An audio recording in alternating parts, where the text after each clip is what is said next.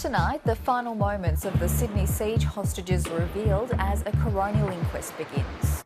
Mr Monis simply shot him without further notice or warning in the back of the head.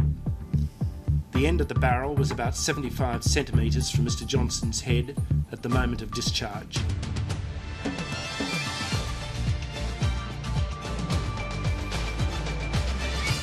Also ahead, tributes for best-selling Australian author Colin McCulloch, who's died on Norfolk Island, aged 77. Queensland Premier Campbell Newman takes a campaign U-turn just days before the election, while Labor outlines its policy costings. And Malaysian authorities officially declare the disappearance of flight MH370 an accident, opening the way for compensation for families.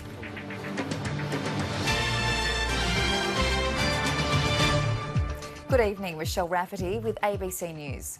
New details of how 2 hostages were killed during the Lindt Cafe siege in Sydney have been revealed at an inquest into their deaths. The coroner has promised a rigorous investigation, including the examination of the police response. Carl Herr was in the court. ABC News.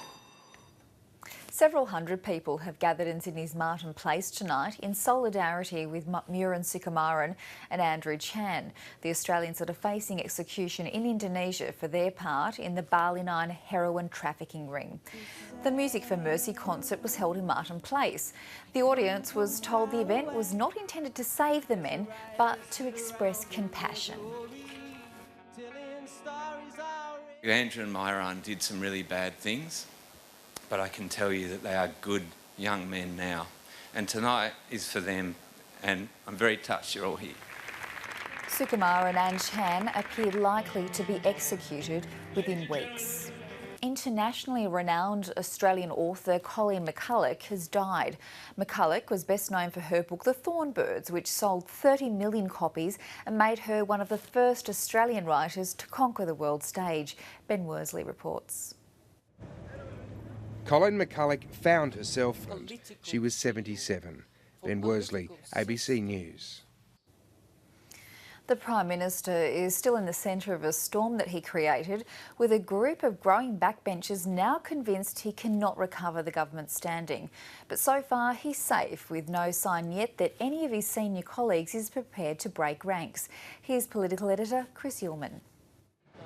From a Republican ABC News, Canberra.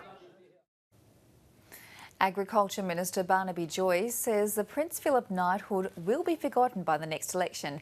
He's told 730's Lee Sales the government will rely on its record.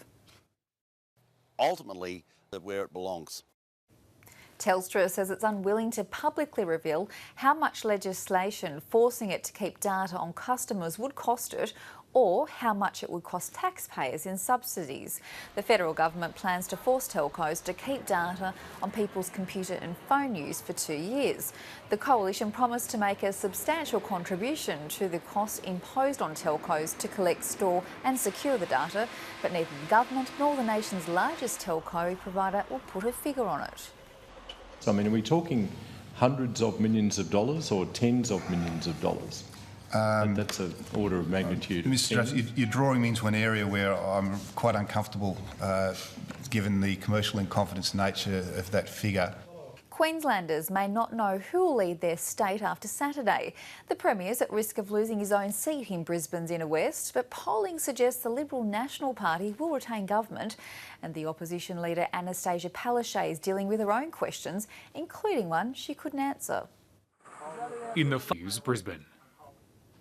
The Malaysian government has officially declared the disappearance of MH370 an accident, with all 239 passengers and crew presumed dead.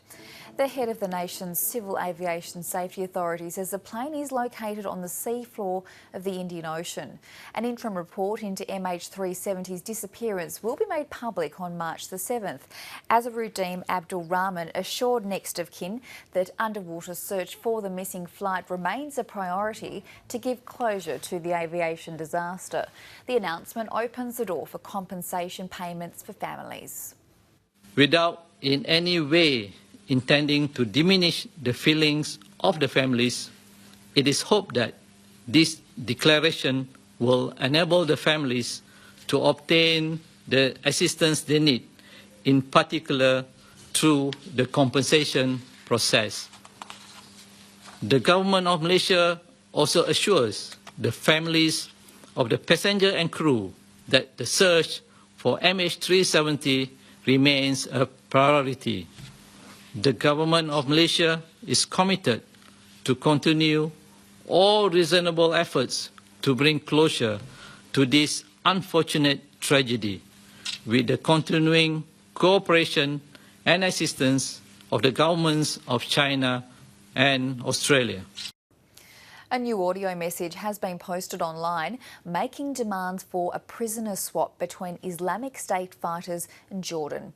A male voice purporting to be Japanese hostage Kenji Goto says that unless a female Iraqi terrorist is released, a Jordanian pilot held by IS will be killed. A desperate father goes to Peter Lloyd, ABC News.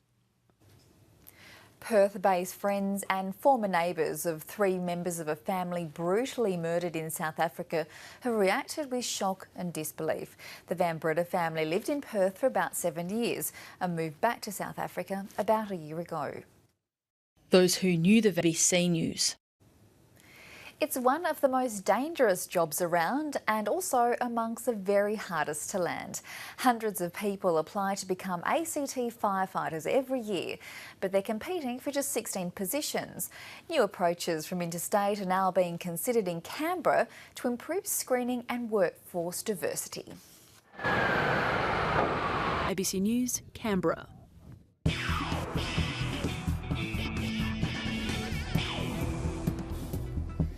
At the Australian Open tonight, Britain's Andy Murray has overcome a strong start from Czech Tomas Berdych to advance to his 4th Australian Open final. Serena Williams and Maria Sharapova will face off in the women's final after wins today in their respective semis.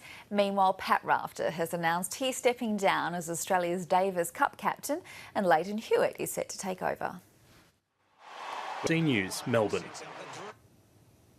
The Socceroos say they're not daunted by the prospect of trying to win the Asian Cup final on home soil against South Korea on Saturday. Striker Tim Cahill says that mentally and tactically, Australia's ready to win its first major trophy.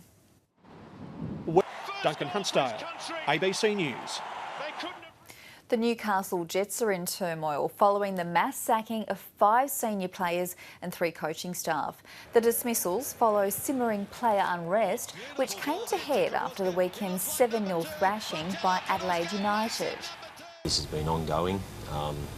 There's been other people that have left their jobs prior to this, so if you look back at the timeline, there's obviously been some a lack of harmony in the group for some time. Owner Nathan Tinkler said the sackings were needed to change the culture at the club and ensure its long-term viability. The club is in the midst of a financial crisis. The Football Federation has given Mr Tinkler until Saturday to pay outstanding debts or be stripped of his A-League licence.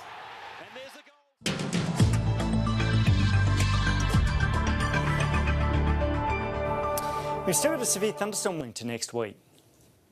Thanks, Graham. That's the news for now. I'm Michelle Rafferty. Stay with us. Big Ideas is up next.